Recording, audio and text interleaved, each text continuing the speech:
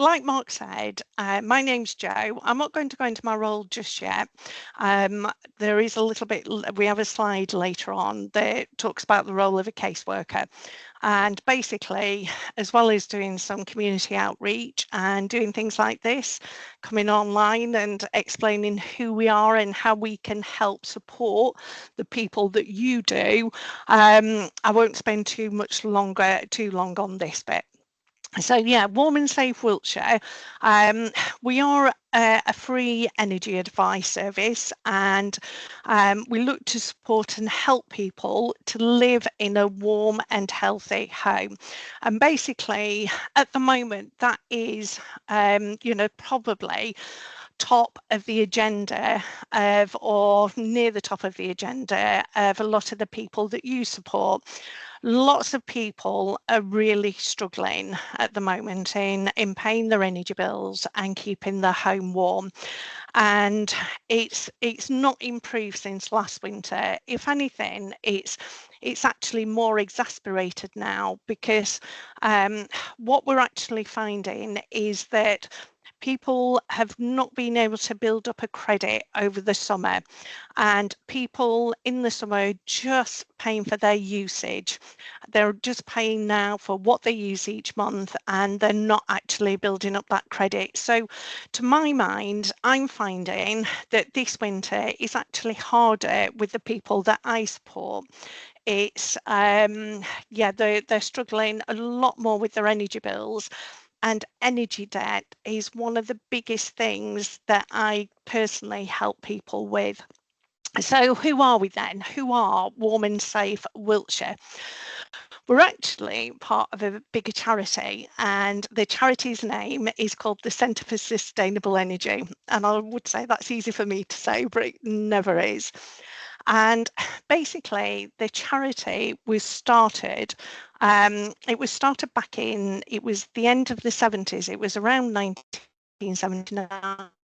And it was looking at how they could help climate change, but also they realised that fuel poverty was actually a thing back then as well. So we are part, Warm and Safe Wiltshire is part of a bigger charity that has been going for many years and still sees the sort of this same problems that were around back in the 70s. It's definitely not a new project at all. And like I say, it says on there, it's a project that seeks to ensure people live in warm, affordable and healthy homes. So it is looking at quite a big picture for the people that we support. And we are running partnership with both Wiltshire and Swindon Council. So I do thank Mark as well for letting me come on here today just to explain a little bit more about who we are and what we can do. It's worth as well, I just wanted to just say about the mission that the Centre for Sustainable Energy had, and it was to share knowledge and practical experience to empower people to change the way that they think and act about energy. So, and I think the word empower is quite a good thing as well.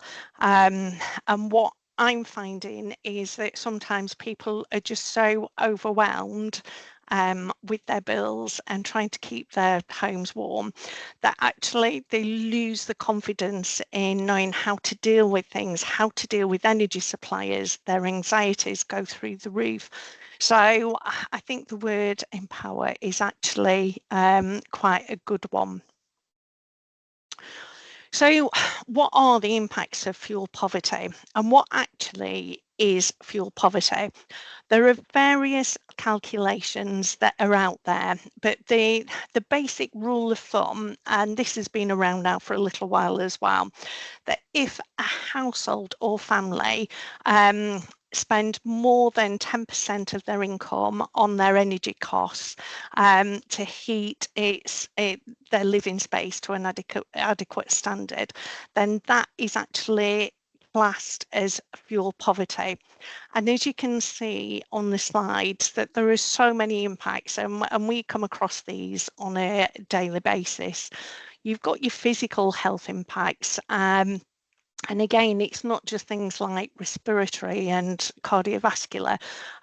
It's things like when people have got arthritis, and if you're cold, even without any major health impacts, when you get cold, things slow down a little bit, and people may be more prone to falls as well.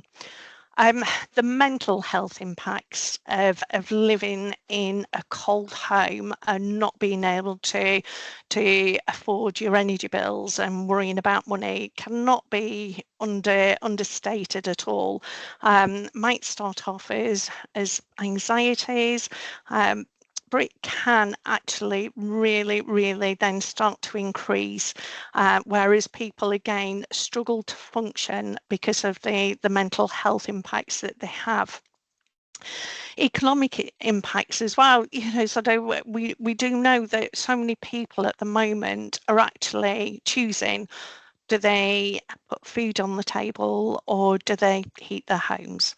So again, it's not just a black and white impact. It just goes, the ripples from living in a cold home are quite wide reaching. We are finding as well at the moment, and I will talk a little bit more about damp and mould a little bit later on in the presentation. We are finding that more and more people are really struggling with damp and mould for varying reasons. Landlords will like to say it's behavioural. Tenants will say it's the property.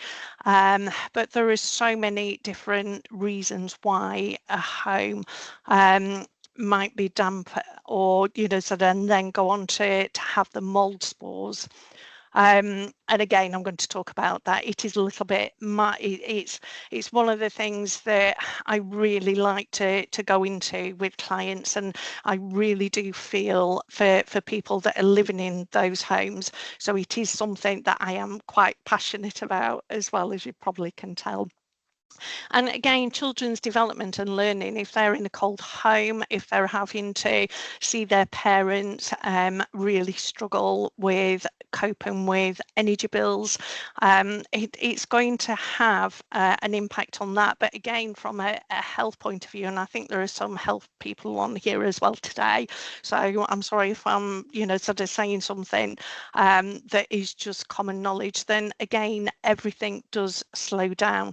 But we can't underestimate the mental health impacts. Again, it's not just for the parents that are trying to pay the bills, it's the impact on everyone that actually lives in the home as well. I did say to Mark as well earlier that we may actually finish a little bit earlier. I was, so I've been running through this presentation, and we should definitely be finished a bit early, but hopefully if you do have any questions, then that will be, we will have more time for that at the end.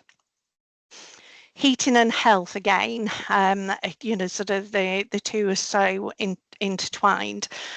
This little card that we've got on here, I actually take this round. We've had this made into a little thermometer card as well, so people can see the temperatures in their room. And it is worth noting that, like I say, what we're finding at the moment is that, especially in the elderly, they, they might have gone from actually having their temperature quite high, but now we're finding that even though they may have a credit on their bill, they're still too scared to actually put the heating on. They don't want to go into that. So this is a really good, I like taking these cards when I do go out to events, because it's such a good go-to to give to families and to give to the elderly as well. That gives a real good indication of what a temperature in a room, or the ideal temperature in a room, should be. And it's worth noting as well, again, once we start getting down, we try and encourage people that if they do have the heating set too high, it's an easy win on saving money. But the other end of the scale as well, that, if they're too scared to put the heating on, then we do start to see all these other problems coming in as well. So what do we offer, and how do we offer it? How do we offer it as well? So in the first impact, in the first instance, and again, the next slide, we'll talk about casework support, but just sort of from this one, when someone is referred through to us, if you want to refer a client, the referral form is on here as well.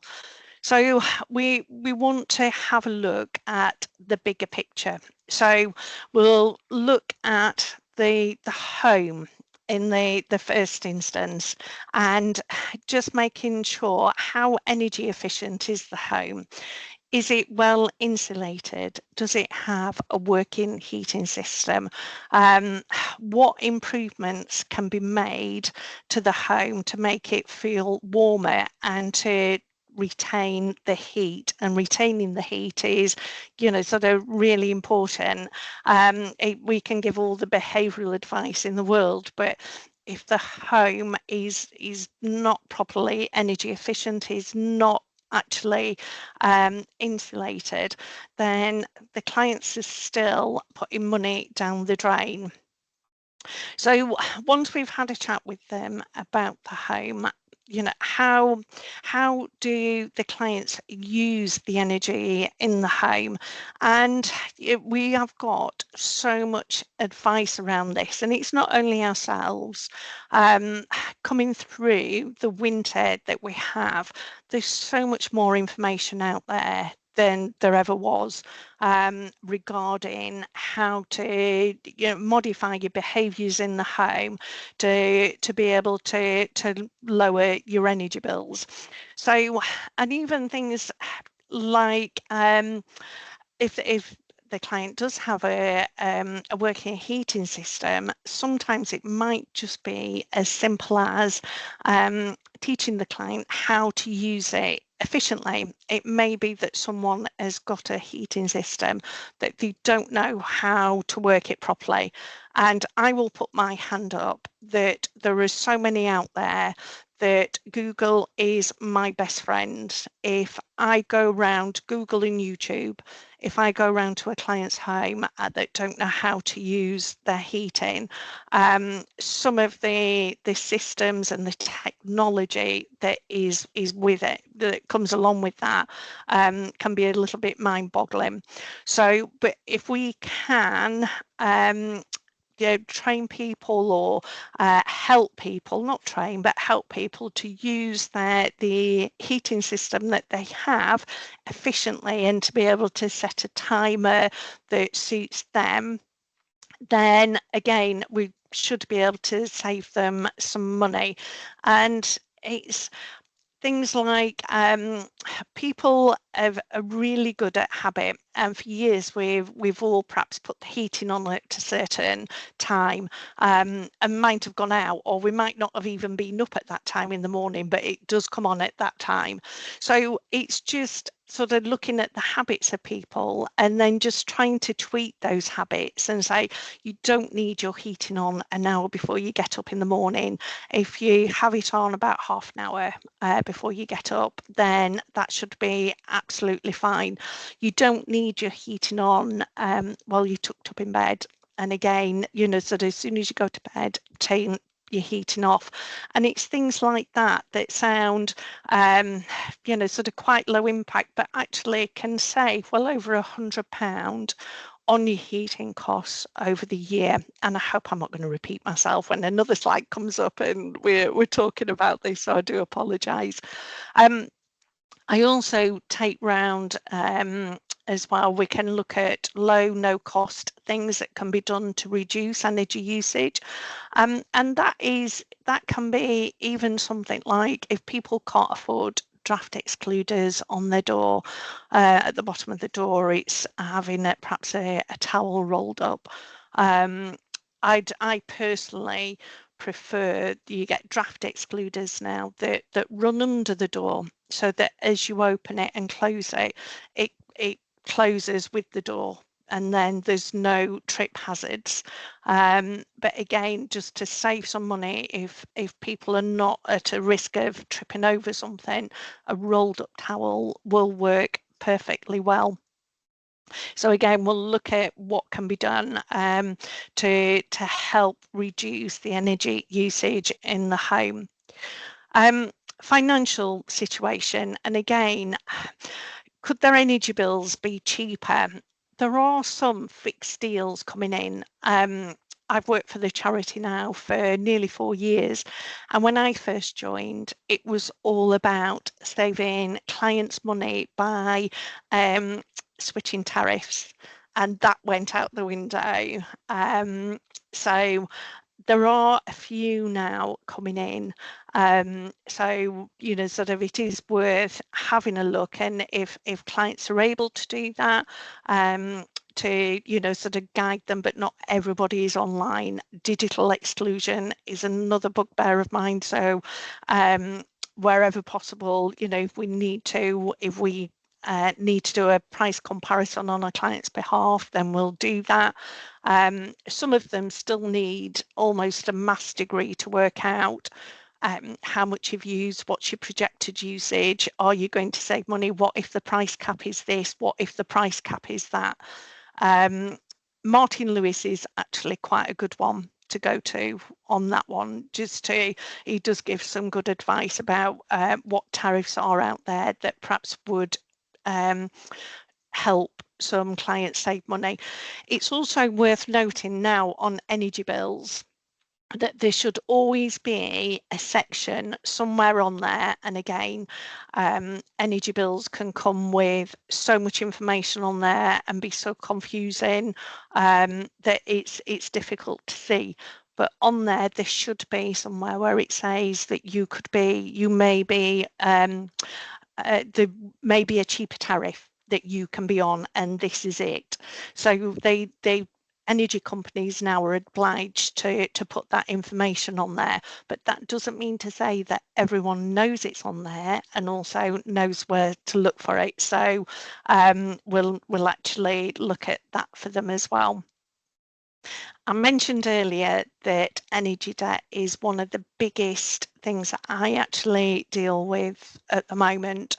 And a lot of that comes down to, people have now got perhaps high energy bills and they couldn't afford to pay for their usage.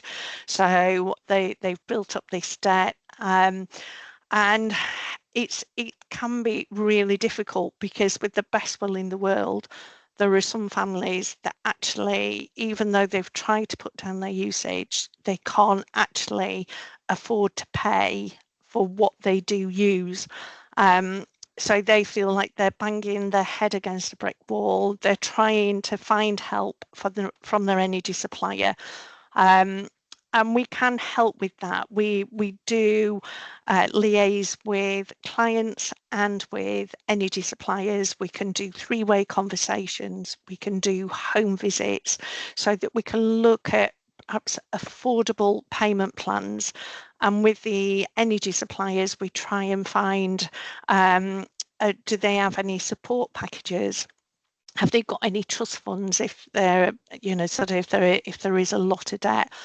But sometimes to get you find your way through that minefield, it is all about us perhaps making that phone call side by side with the client and trying to work out what's best. We often hear clients say to us, they put the phone down on me, they won't deal with me anymore. And all that is that clients can get really angry and frustrated, and they might get tearful on the phone. It might come across as they're being angry with the energy supplier, but actually it's just frustration. Whereas if we can sit side by side with them and often I will say, please let me do the talking. I've got all my notes here. If you find yourself getting angry or getting upset, just go and take a minute. And that way, by me staying calm, stating facts, a lot of the time we can get really good payment plans set up and find out, like I say, what the supplier can offer. And sometimes a lot of these suppliers do have, like I said, trust fund to clear debt. Yeah, there'll be stipulations and income and expenditure forms have to be done. The client will most likely have to go through someone like Citizens Advice or Step Change to be able to access those funds, but they are there. And again, we can help do those step by step. So it's worth me coming on to this because I'm talking about a lot about what we do. So how do we go about it? In the first instance, we've got an advice line, and the Centre for Sustainable Energy has a big office in Bristol. That's where my head office is, and we've got our contact centre there. And we have a manned advice line so people can call in and start to talk about the fact that they've got really high energy bills, or their home is cold, or they don't have a working heating system. And our advisors are just absolutely lovely. They are just, we're all trained, we all have to do a city and guilds, but they, because they deal with the calls day in and day out, their knowledge, every client is different and will come with something new. So it sort of builds up this little toolbox of information that they can give to clients. So yeah, we can give energy efficiency advice there and then. We can try and point them in the direction of reducing their energy bills. We can also make referrals and signpost to other organisations. So if a client came through to us and had got energy debt, but had also got lots of other debt as well, we'll automatically signpost them on to someone like Citizens Advice or Step Change. We're not a money advice centre. We can help clients if they've just got energy debt. We can help liaise with the supplier or give them tips to know what to say when they call up.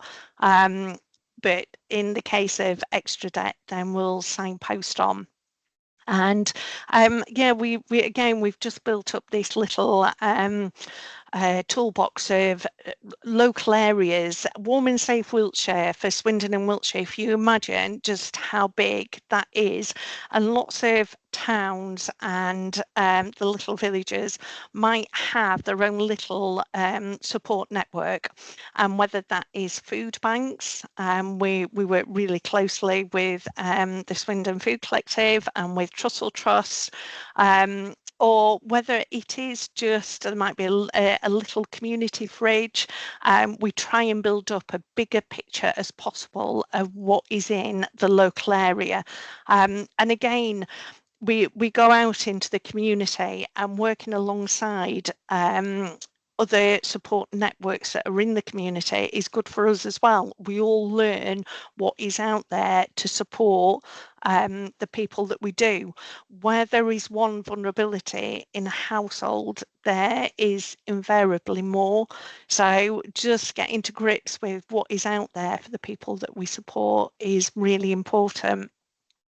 So the client may come through to the advice line, and the advisor has been speaking to them, but realised actually this is not a quick fix. This needs more than a telephone conversation. The client then will be referred for casework support. And again, this is why I like to talk about my role here. I am a caseworker for both Swindon and Wiltshire. So I will get notification of who is being referred for casework.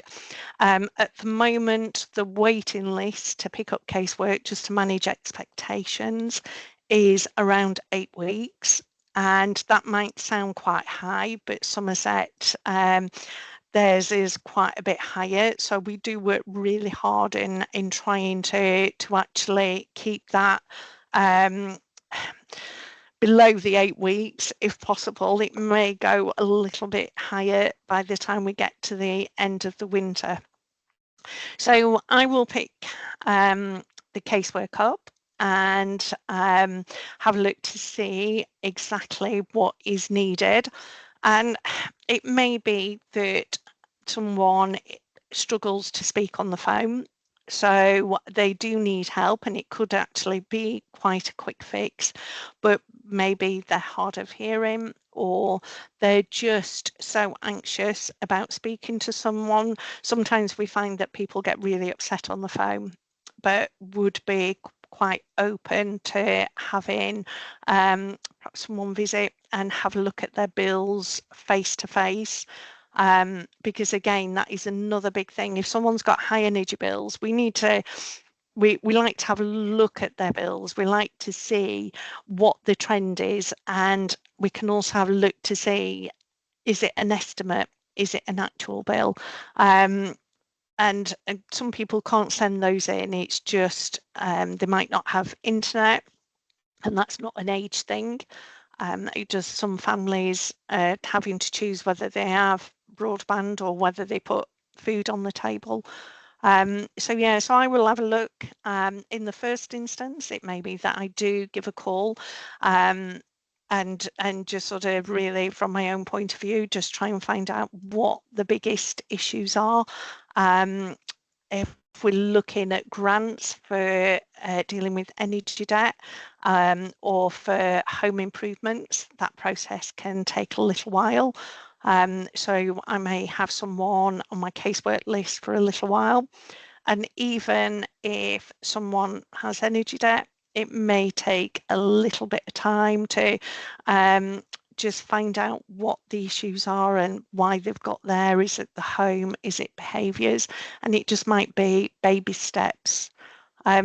It's worth knowing that it's not one size fits all. When I go out and see someone, it's not a case of oh yeah, you've had your tumble dryer on, so that's going to cost you money. My own daughter was a single parent that lived in a second floor flat and didn't have any outside drying space and had a little one.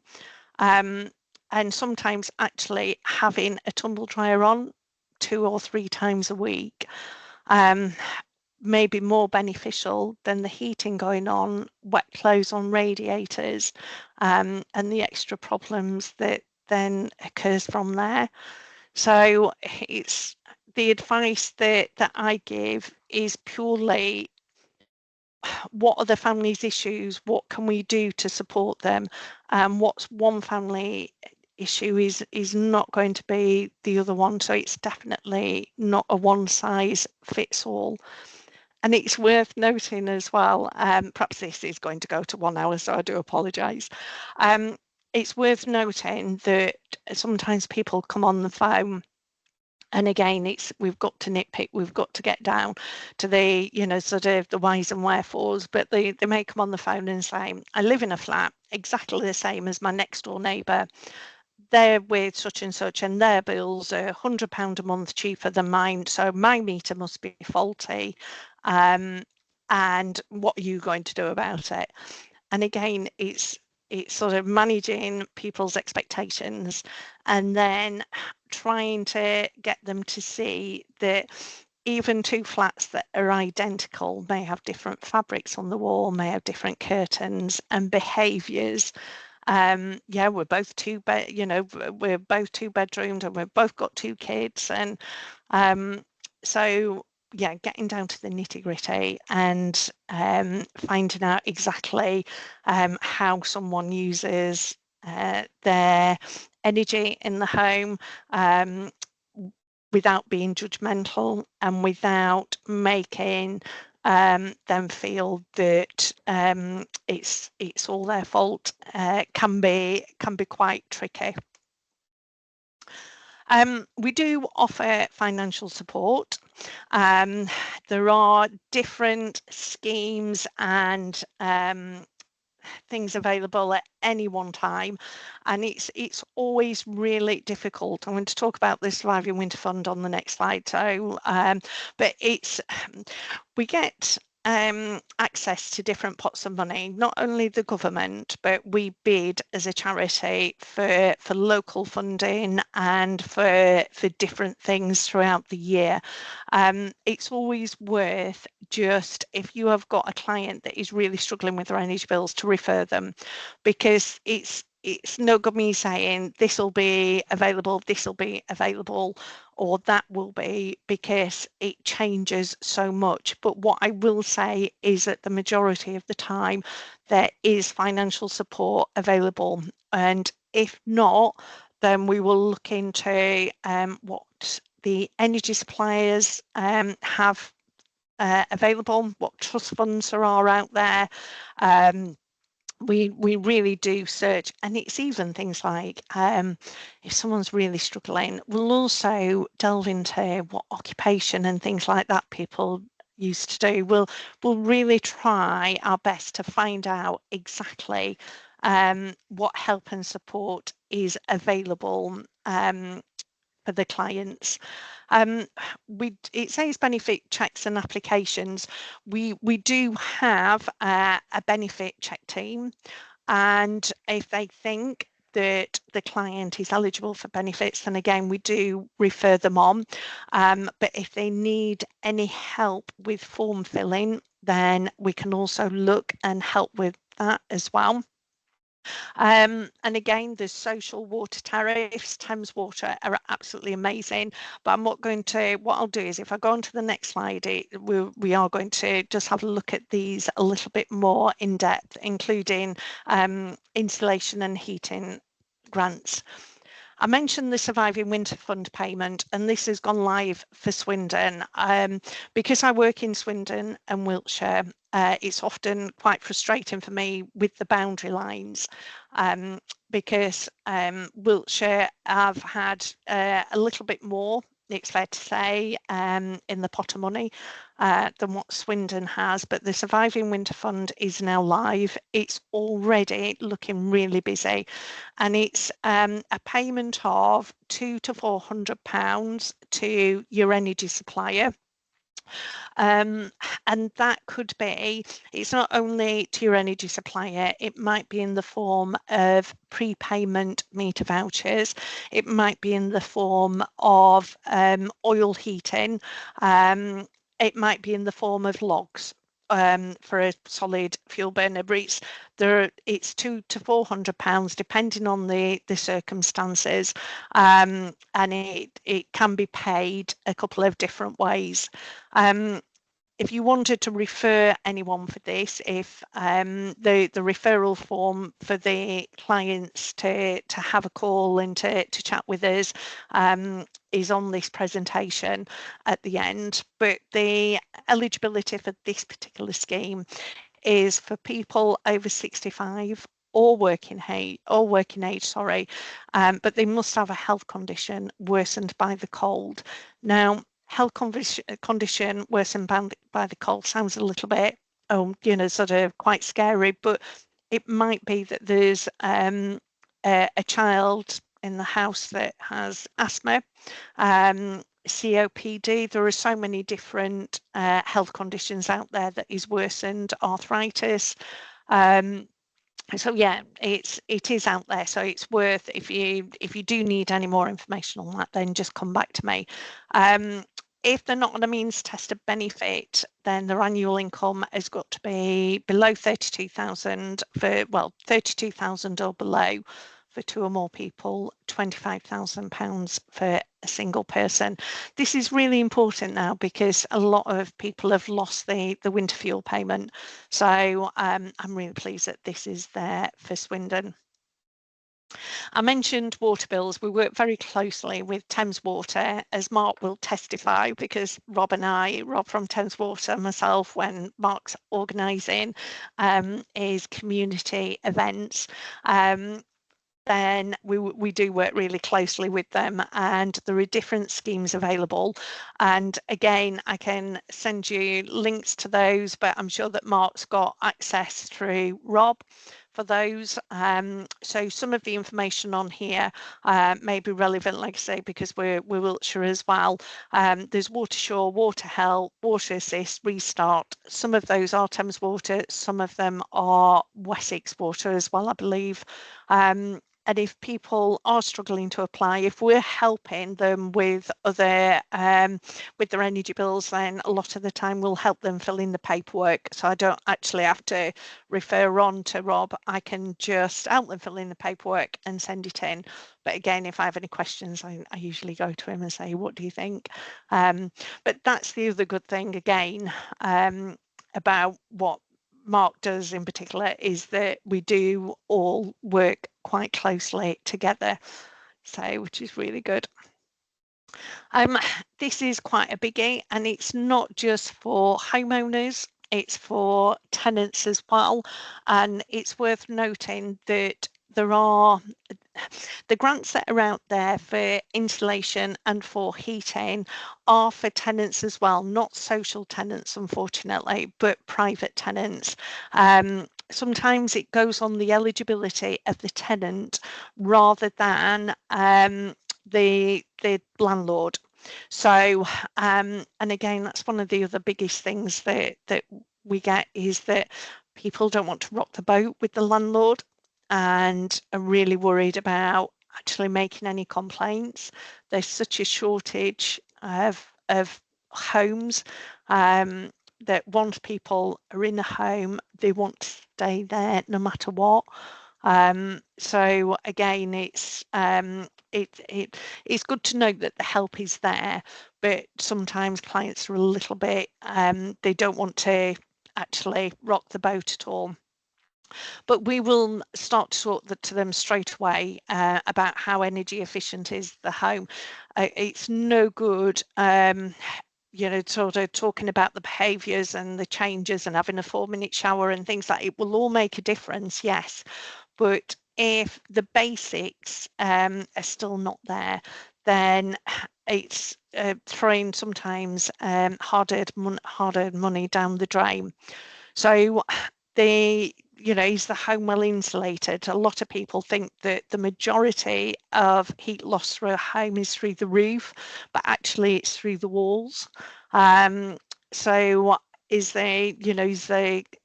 the home is able to have cavity wall insulation, is it in there?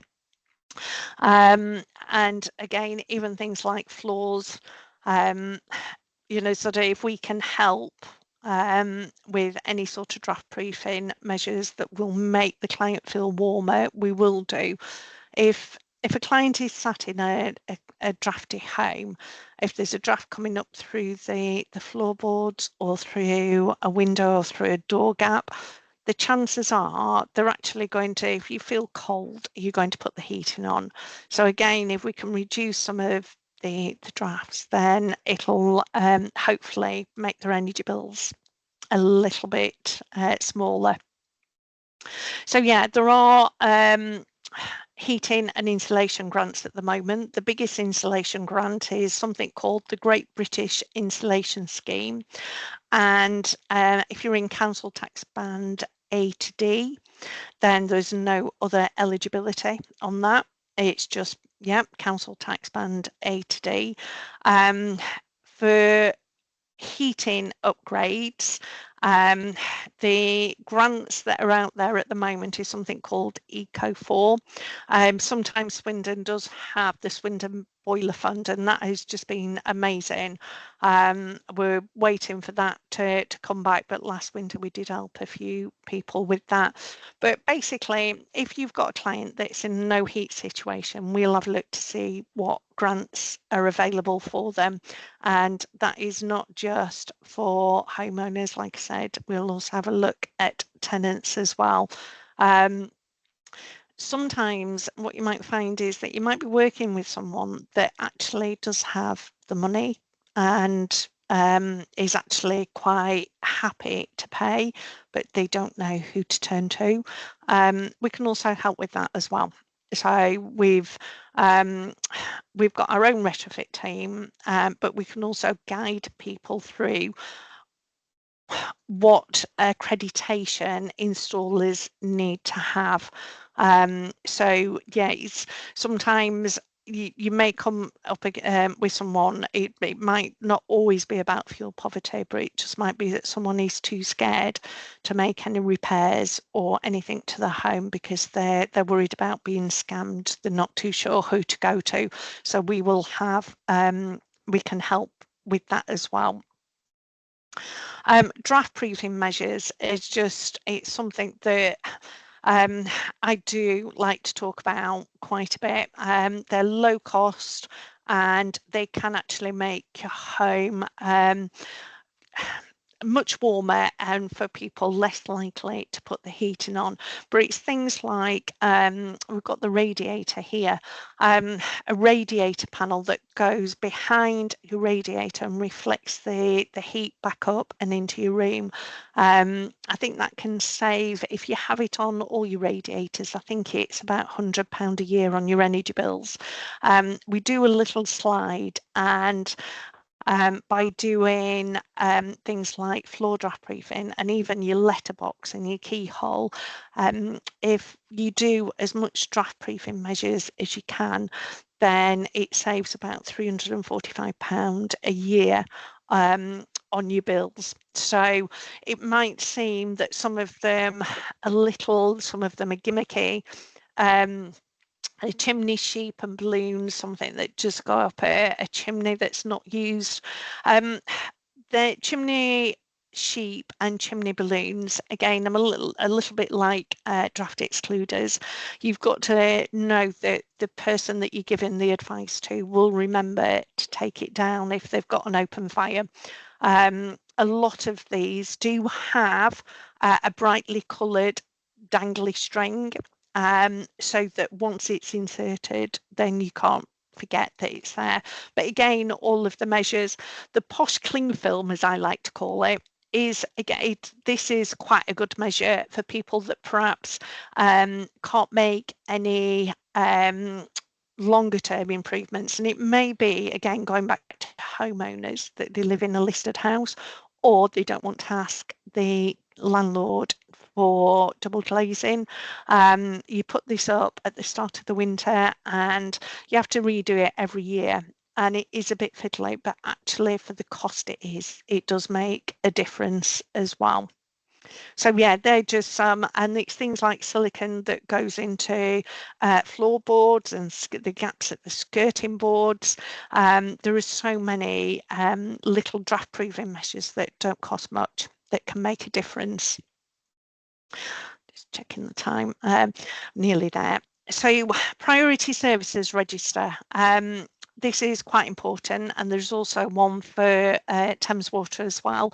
If there is a power cut in the area, then if your clients are on the priority services register, then they will get extra help and support. So they'll get they might get a text to say that there's a planned power cut, and if any of your clients have to store medication in a fridge, use an electric bed, have the CPAP machines, anything that would really compromise their health if there was a power cut, then it's definitely best to get them on there.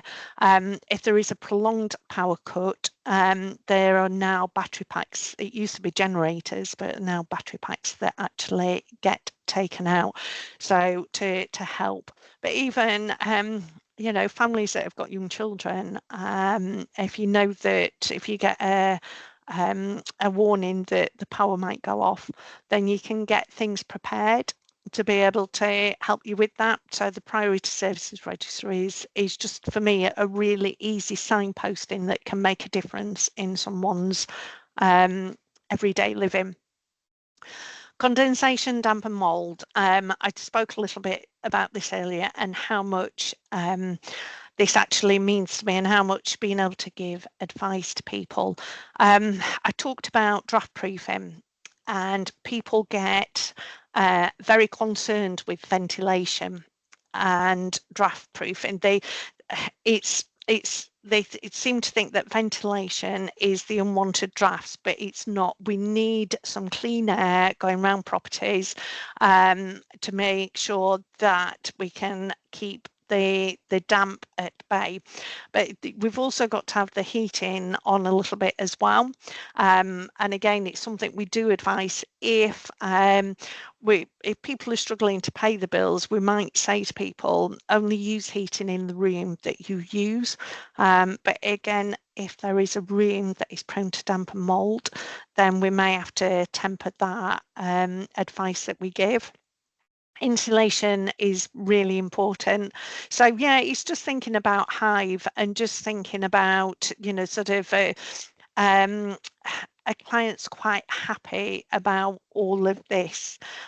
You can get little hygrometers that go on a wall, and it tells you when the condensation in a room reaches a certain level, so that clients again can start to help themselves a little bit just by looking at that. Think, oh right, I need to get some either fresh air into this room, I need to get a window open, and things like just pulling furniture away. I deal with some clients that do have a certain amount of, I don't want to use the word clutter, possessions. When you use the word clutter, to me, it means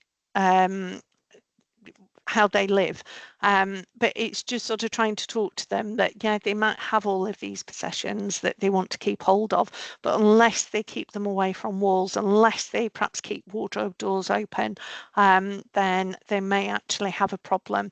We do have lots of information again, and we have lots of fact sheets on this, so even if people can't access our website, we can send them out the information that they need on that. Yeah, energy saving, diagnosing high bills. Why? Is it because the property isn't insulated? Is the client aware of all the energy saving tips that are out there that it could use? And again, trying to tell a family with teenagers for their teenagers to perhaps restrict their showers to 4 minutes may not happen. So what else can we do to make sure that your bills are a little bit lower? Understanding your bills, that's as important as understanding your heating system, and knowing how to read them, knowing, are you giving in an estimated reading? Is it are you giving an actual reading, or is your bill estimated?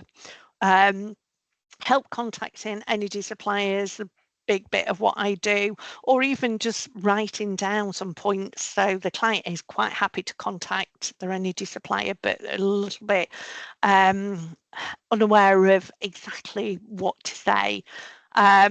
And advice and support to resolve disputes with energy suppliers. If clients say, I've not run up this, I've got a faulty meter, then we can help show them where their meter point reference number is to double check their bills and to make sure that they're not paying for someone else's electricity.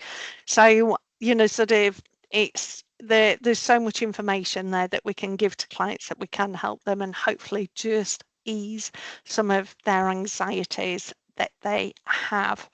And I know that last one I sort of like rushed through a little bit, but I was really conscious that I would like to just see if there are any questions. Mark has got my email address, but I thought this slide, if you need anything at all, and even if it's sort of you've got a team and we can talk to teams, sort of rather than this as such, we can come to a team meeting, pop onto a Teams meeting if you just want to have a few minutes with us. So email Warm and Safe. There's our website as well, and also the referral form, I was trying to think of the word, is there as well. So when the referral form comes into us, if your client is in a no heat situation, if you can make that paramount on there, and as long as you've got their permission first to send it in, I should say, then we can triage that as priority and they go to the top of the list. So what I'm going to do is just end this now, and hopefully I stop sharing. Got to go up to that screen. Me and technology don't often go hand in hand. So I, I am sorry that perhaps towards the end that got a little bit rushed, but I think that it does give a really good overview of the help and the support that we have, but actually we can't cover all the topics in 1 hour, but it does give you an idea of the sort of things that we do. So any questions? I think I can see one hand up, Mark. I don't know how to. Wendy's hand is up, so I'm gonna try to be technical now and allow her camera and her mic so she can ask the question. If she wants to turn the camera on, she can. But I even allow the mic as well. So hopefully it works. Hello. Sorry, Joe. I was trying to put a note in the actual notes to ask about the presentation because there's lots of really useful information there, and I pressed the button. So I haven't got a question. Right. I just couldn't figure out how to put a note. It wouldn't let me put in the chat box. It was saying no, I couldn't do it. So and then I started pressing lots of buttons. So I do apologise. No, that's all right. So would you like the presentation? I Yes, can please. forward. Mark has already got it. Yeah, Yeah. I'm will. happy to send that on. On the note section, it mentions household support grant. Like I said, this is Wiltshire as well. So just, if there's anything on there that you're not sure about, I think I've taken all the Wiltshire information out, but yeah, I'm more than happy for these to be shared. That's brilliant. Thank you. And it's been really good listening and yeah, all your information. Thanks again. Good. No, you're welcome. Thank you. Like I say, it was strange talking to to a screen and not being able to see anyone, but yeah, not a problem.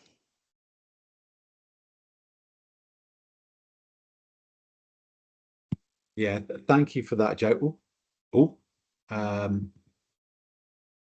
Deborah's got her hand up, so I'm going to try this all again. This is brilliant. Cool.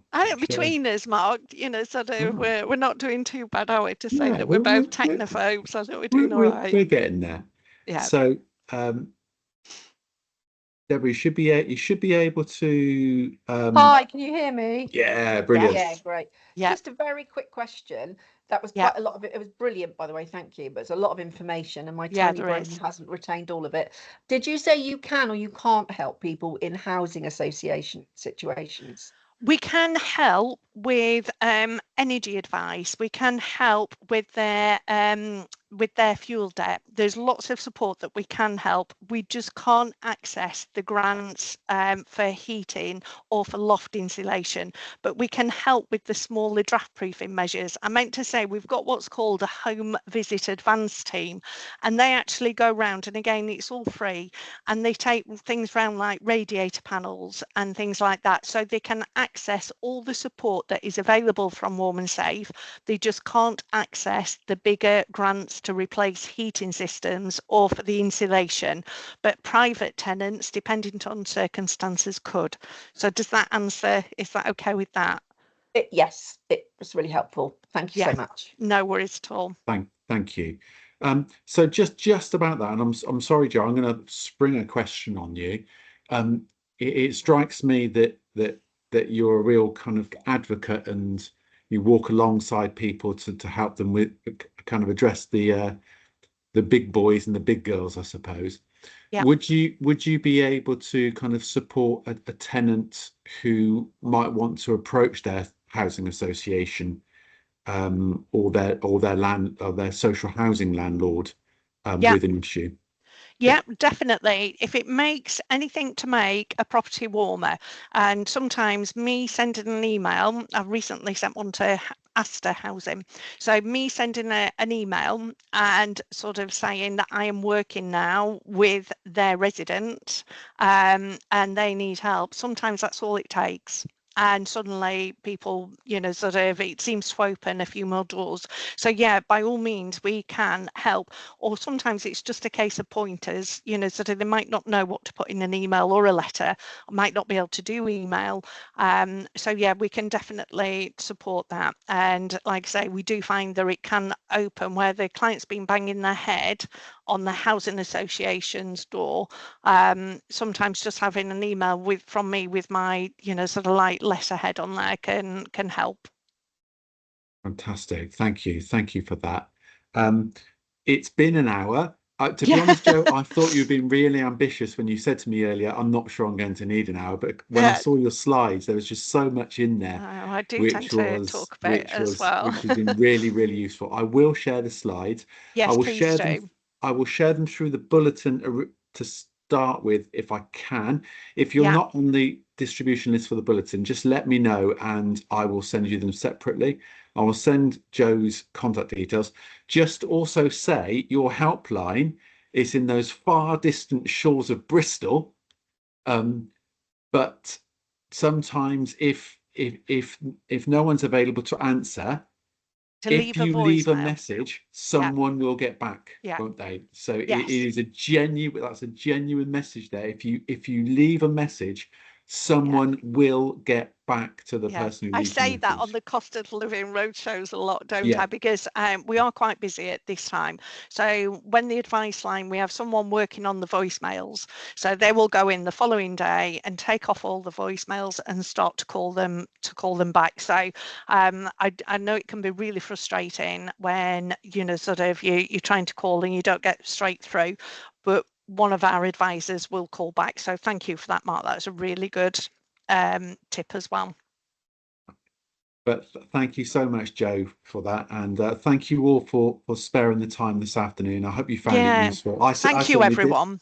Thank you, everyone. I really, really appreciate it. I know I don't see everybody, but to see all the initials, so thank you. And I'm fascinated by chimney sheep now. Chimney sheep and chimney balloons. Go and Google them. Chimney as well. sheep and chimney balloons. I might need a chimney sheepdog as well. Yeah, are a thing. Fantastic. But thank you so much, and I hope you all enjoy the rest of your day. Thank you very much. Thank you, Mark, for organising. Thank you. Bye, everyone. Bye. Thank you, Jo.